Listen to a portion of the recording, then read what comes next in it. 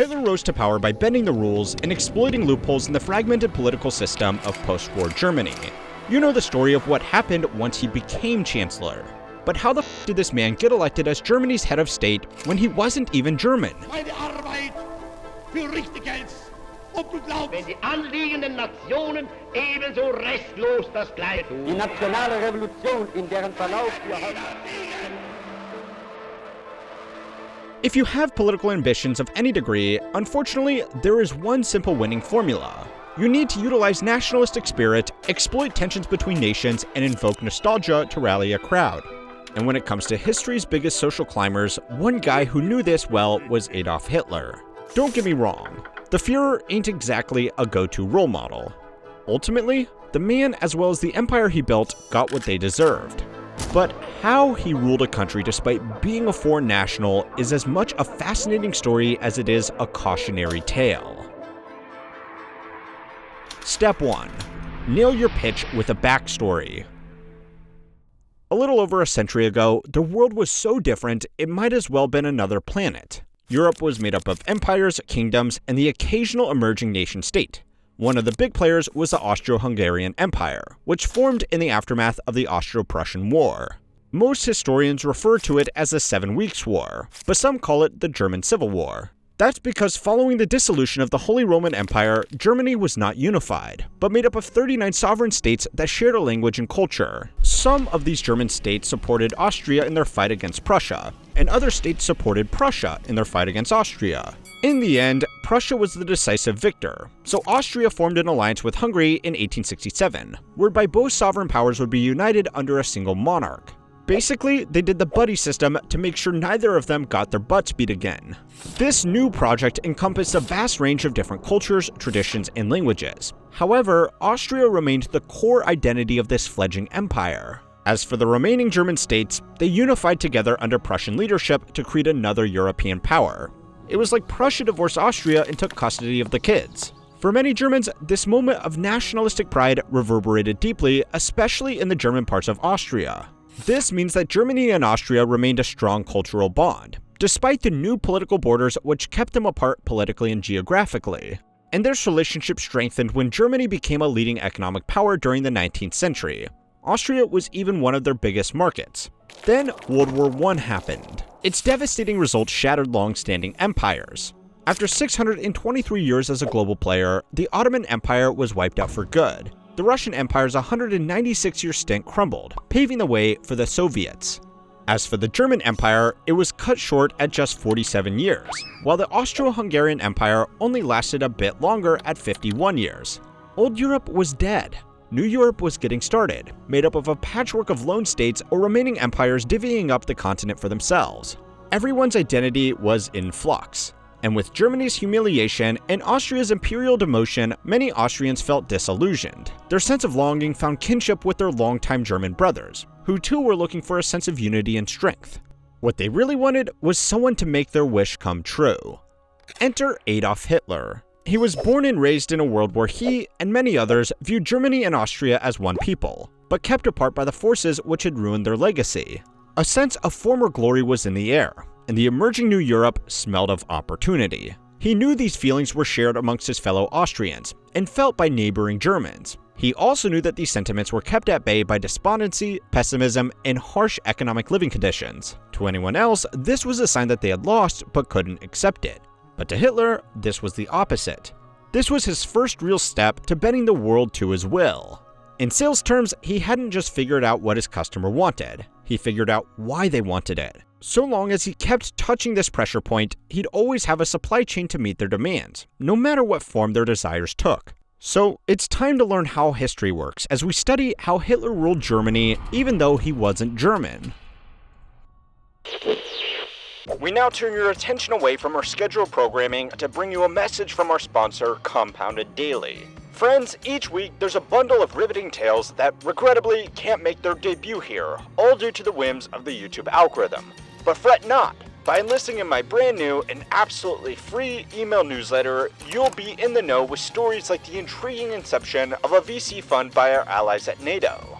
This newsletter, dear viewers, will traverse the exciting worlds of finance, business, and economics, ensuring you're always in the loop. If the topics discussed here pique your interest, then rest assured, you'll find the newsletter a delightful read. It's not only enjoyable, but also enlightening, offering you fresh insights from yours truly, a seasoned veteran in the investment banking world. Becoming a part of our newsletter family is as simple as 1, 2, 3, folks. Simply use the link provided in the description, make your way to compoundeddailycom, and then sign up with the email you use the most. Step 2. Know the market to stand out.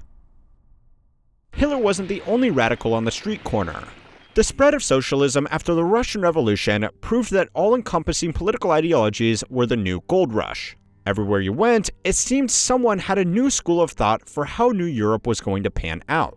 It was only a matter of time until someone's philosophy had a monopoly over the marketplace of ideas. Think of it like the political equivalent between VHS and Betamax. Gaining the lead now would be why one movement lived, and another failed. And with World War I bringing no peace to the streets of Vienna or Berlin, time was of essence for Adolf Hitler to give the people what they wanted. The first thing everyone would be trying to fix was the economy. Austria's republic was crippled by the Austro-Hungarian Empire's defeat. Meanwhile, Germany had received harsh penalties for its role in World War I.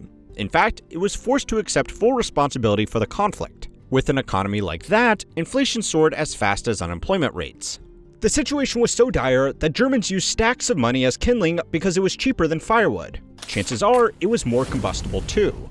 Even German territories were ceded following the signing of the Treaty of Versailles. There were even stipulations that Germany and Austria never be united ever again. So, it wasn't just the case that they had lost money and opportunities. They lost land, they lost homes, they lost hope. As you can imagine, resentment was compounding faster than interest rates on a payday loan. It's no surprise that political extremism was on the rise because everyone was desperate for someone to come up with something, and fast. Like a man drowning in a raging sea, the people were looking for anything to grab onto, even if it meant they could stay afloat just a little bit longer. And Hitler knew it. There was no point giving people promises or long-term plans. What people wanted was their pain to be articulated and their dreams to be rejuvenated.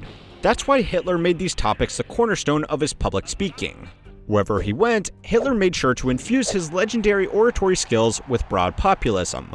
He'd seen this tactic used with great effect by German communists, but they had failed to realize that what they were selling was not what this market was buying. They were communists after all. What do they know about markets?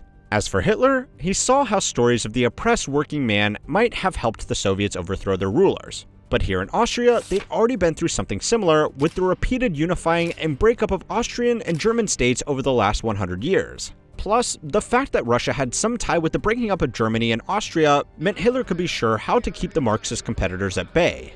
Yet, he needed a way to make the crowd feel they had agency. If the forces which kept them down were more abstract than a Russian oligarch and too insurmountable like the British and French debt collectors, he needed an enemy that was smaller. I don't think I'm spoiling World War II history by pointing out Hitler's favorite enemy within were the Jewish people. But what I do want to point out is how Hitler successfully pitched this idea by making the people's story his own. Step 3. Tailor your brand around your audience. Hitler made sure his own life became the national story. It started when both of his parents died. The young Adolf moved to Vienna in pursuit of studies at the Academy of Fine Arts. At the time, the capital of Austria was a melting pot of political and ideological ideas. During his tenure, when he struggled to live as an artist, he encountered nationalism, pan-Germanism, and anti-Semitism. In total, he spent 3 formative years steeped into this atmosphere. That's more than enough time to learn the ins and outs of these arguments. Add to that his own destitution and failures, which gave him first-hand experience of the sense of inadequacy and bitterness that infected the zeitgeist. In short, he could say he is a man of the people because he walked in their shoes. He wasn't some lofty academic who heard these talking points. He lived and breathed it. His own narrative mapped perfectly with the nation's narrative. Even his ardent German nationalist perspective had also been cemented by the time he served in World War I. The irony is he served the Germans, despite being an Austrian citizen. Yet, this didn't stop him from being able to enlist in the Bavarian army. Usually, a foreign national is forbidden from fighting in another country's armed forces. However, the early stages of the war were chaotic. The demands for manpower and mobilization led to a relaxing of the usual recruitment requirements. So, Hitler seized the chance to put his branding to the test. He personally petitioned King Ludwig III of Bavaria to allow him to sign up. In his letter, he conveyed his Germanic pride so passionately that the monarch personally gifted him duty on the front lines. You know your image is on point when a foreign king's view of you is as one of his subjects. From then on, anytime Hitler needed to present himself as German, he had street cred. Bringing up his Austrian citizenship would be a mere technicality that could be easily circumvented by mentioning his time as a dispatch runner, one of the most dangerous yet vital jobs in World War I. The cultural and historical ties between Austria and Germany was just the cherry on top. Yet he didn't stop there. There was a final thing he needed to do. By 1923, the Weimar Republic was on shaky ground. Widespread discontent with the democratic government gave Hitler a chance to take over with a coup, known as the Beer Hall Putsch.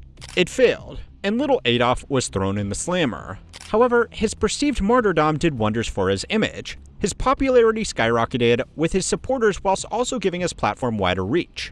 To capitalize on this new audience, he wrote Mein Kampf, meaning My Struggle. Think of it like one of the earliest celebrity autobiographies, but instead of spilling the beans on love affairs and offering behind-the-scenes scandals, he used it to preach his political vision.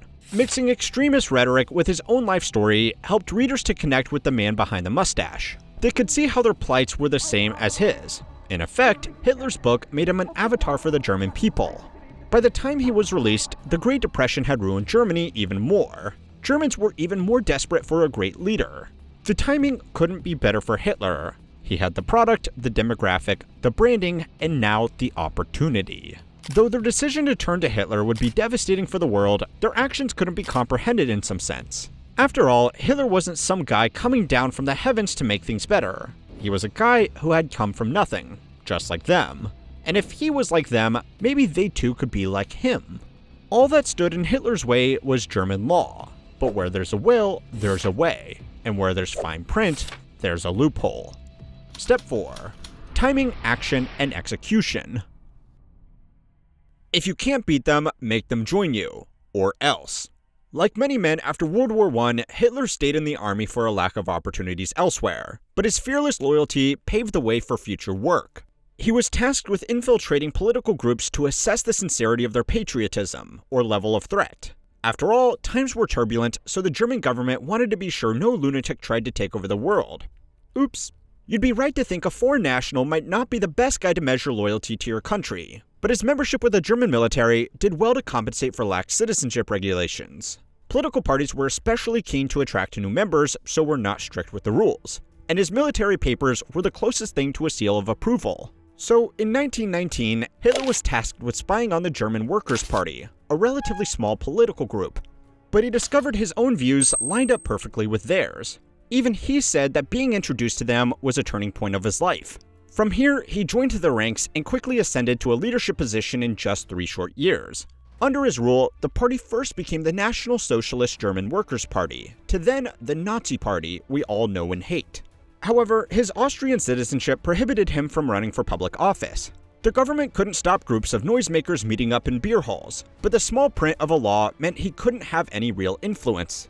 That changed when he started pulling strings with powerful allies. He received a naturalized German citizenship in 1932. With a German seal of approval, he was able to land a low-level civil servant position. In short, he'd done the bare minimum on paper to qualify for a German position, but wouldn't be able to get there if he didn't have the street cred of a diehard bratwurst fan. Add to that some greasing of the wheels, and he was fast-tracked for the Deutsch version of a green card. Think of it like him being a fan of the Foo Fighters, then wearing Nirvana t-shirts, hanging out with Kurt Cobain fans until finally, years later, he finally listened to Smells Like Teen Spirit and was promoted to the president of a Nirvana fan club. To an observant eye, he was punching above his weight.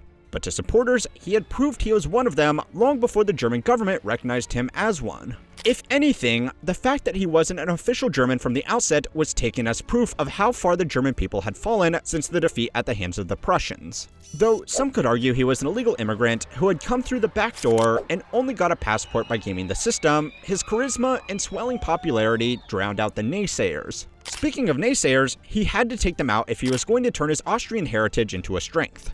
First came the Reichstag fire, which many historians think was likely caused by the Nazi Party to stoke fears of a communist takeover.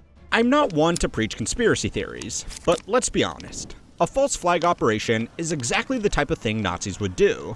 After the Blaze, Hitler used his powers as Chancellor to push for curbs of civil liberties so that his political opponents could be more easily arrested. But even then, he didn't need to arrest his opponents, especially if they were in his own party. The Night of Long Knives purged the Nazi Party of Hitler's closest and biggest rivals, not so much by stabbing them in the back, but by stabbing them in the front. Inch by inch, Hitler was getting closer to ruling a country he wasn't born in. Then, 1 month later, President Hindenburg kicked the bucket, leaving no one to stop Adolf consolidating his power. By August 1st, 1934, Hitler hadn't just become dictator of Germany. Germany had become Nazi. He went from outsider to interloper, honorary member, official member, and finally, Germany's mascot. All he had to do now was franchise his popularity by unifying Austria. For years, Nazi propaganda undermined Austrian politics through external pressure and internal resistance through connections with Austrian Nazis. In response, Austria's Chancellor, Kurt Schuschnigg, demanded a referendum. He was confident the public would vote for Austrian independence. But Adolf didn't want to risk being cut off from his homeland, so he threatened to invade his country of origin. Under pressure, Schuschnigg resigned and appointed Arthur Seyss-Inquart, a secret ally of the mustachioed dictator. Thanks to him, Nazi troops annexed Austria without a whiff of resistance. Despite being a clear violation of the Treaty of Versailles, this move was welcomed by both populations. In fact, adoring crowds of Austrians welcomed their new Führer when he visited. He'd well and truly done the unthinkable. He'd finally reunited Germany and Austria since their split in 1867. So who could say whether he was really a German or really Austrian when they now meant the same thing? How many people have been able to change the dictionary to fit their definition? All it took was knowing history, understanding his audience, standing out from the competition, tailoring his brand, and executing his plan when the timing was right. So, which of these elements was most responsible for sticking Hitler on the fast track to evil dictator? Let us know in the comments below. If you think Hitler's track to power is unique, you're probably wrong. In fact, the path to power for most dictators seems to have an uncanny resemblance. Go watch our video on the steps that most dictators follow to gain their power. And if you like this video, make sure to like and subscribe to keep on learning how history works.